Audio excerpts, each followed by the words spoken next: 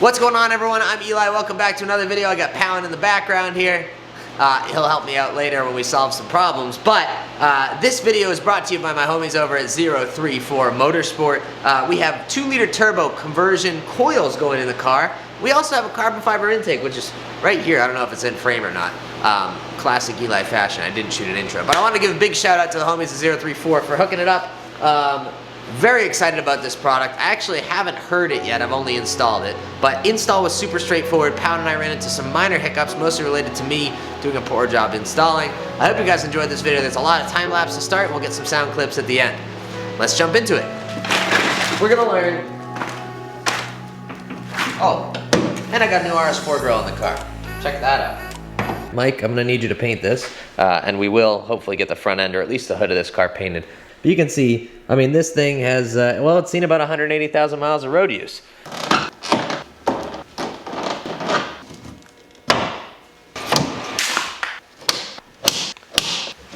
Now the front end of the car really needs a respread. I have a great sequence of me taking all of this off. My camera froze, which has literally never happened before, ever. Anyway, all the plastics are off. We gotta get the ICM stuff off. So now the time lapse will start.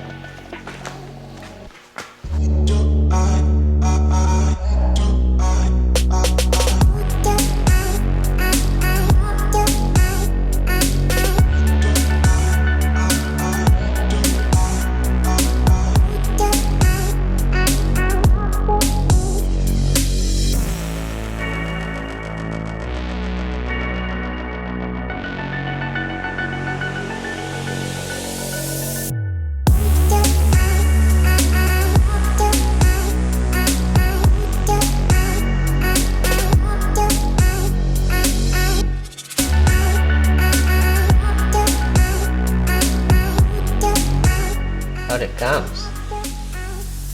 Fresh spark plugs down in there. We're gonna get rid of these old coil packs. Probably should stick something in there. Maybe I'll leave this in there for the time being.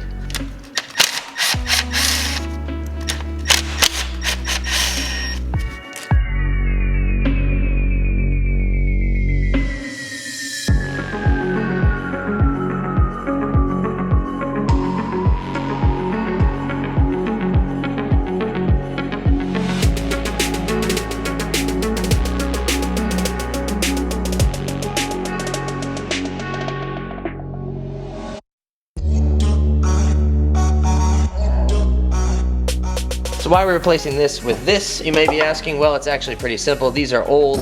They also cost more than the new 2-liter turbo coil packs do. They're also less easily accessible, from what I understand. These are much easier to get, and a lot more people have them.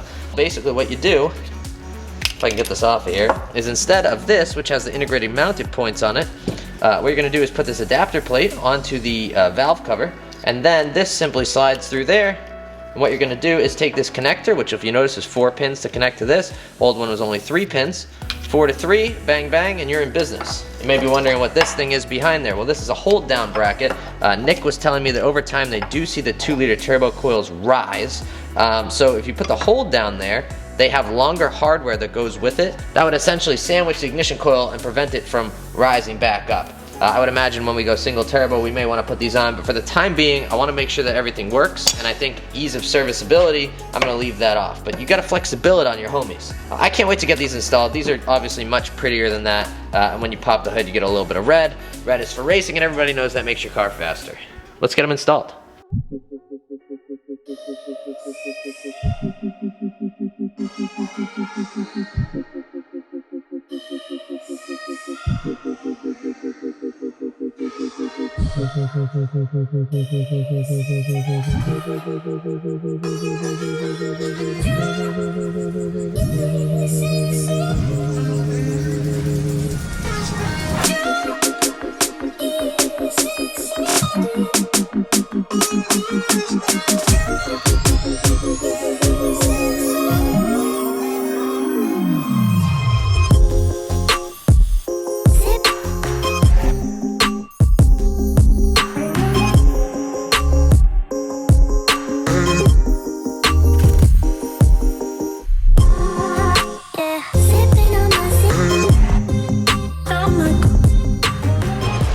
right, sorry the heat's on. So essentially, we have these 3 in. I used the factory bolts except for here because I dropped one and I can't freaking find it, which means now the cover doesn't go back on, but then I'll leave them off anyway so you can see the hardware.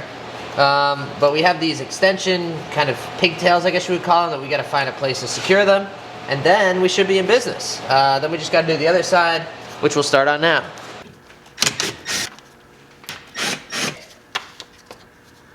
Gotta take the oil thing off. I gotta get these guys out. 1, 2.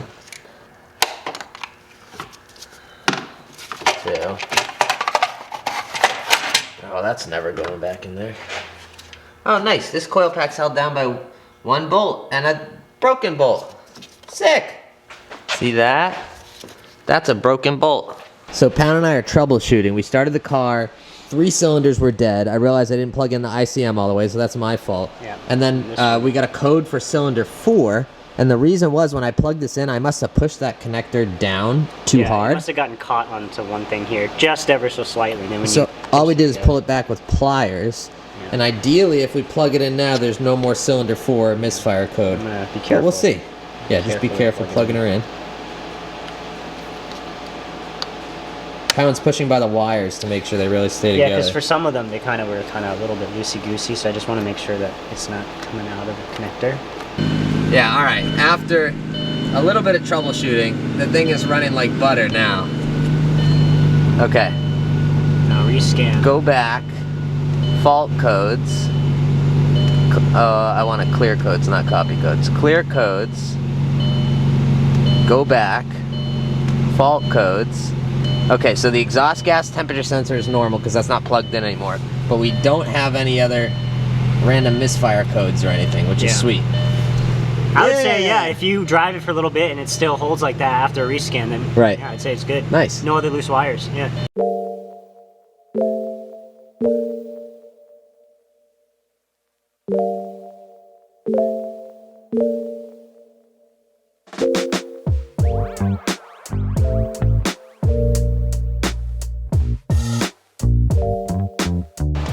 So it's factory plastic part, MAF, 034 part, and then it connects to this plastic thing, and that goes back there, and we tighten this down, and then I'm missing a hose clamp for you. I don't know if it's just missing from the kit or if... I don't even think you need that. That should just go straight there then. This might just be an adapter for a smaller cone. No, this goes into... I don't think that's gonna... Well, no, you don't double that up. No, you don't think so? No, okay. Just go right... Just take that straight. But that should... Yeah, perfect. That's all you need. And now we have every clamp that we... Okay, so that definitely makes sense. So it must be... Maybe if you have like a RS4 MAF or something like that. Or like in BMW terms, like, you know, people do like a Porsche MAF, and that's or like maybe, a 3.5 versus a 3. You know what it is? This has a Bosch MAF. I think the later ones have Hitachi MAFs. Exactly. There you go. Okay. There you go. All right. Well, thank you, Pound, because otherwise I would have installed this with no hose clamp on it. Oh, this is gonna sound sick. All right. That's easy. Wait, that was way easier to install than it. Look at how sexy that is. That is a beautiful thing, brother. Yeah, hey, don't touch my filter. You can get my filter dirty, bro. Damn, that was easy. As far as the intake goes, the excess power catback is so loud that unless the windows are down, you can't really hear it. But like going up hills when you're just tiptoeing into the gas and there's like stuff on the side of you, you can hear the turbos just... It sounds awesome. And then the other thing is when you let off, it goes doo, and then you can hear the turbos give a little woo. So, I'm really happy with it. Now the coil packs made a big difference on the idle of this car. I don't know if you can hear this. Let me turn up the gain. But the idle is way smoother and way just like more even, it sounds like. Not that it was bad before, but occasionally it would do like a boo, boo, boo, boo, boo, boo, boo, boo, boo, boo. You know what I'm talking about? I'm making these weird noises for YouTube. It's kind of wild, but the idle is way smoother. Now, obviously, you're not going to feel any power gain from ignition coils, but the car does feel a little bit smoother. That might be placebo. But let's see if we can hear the intake here.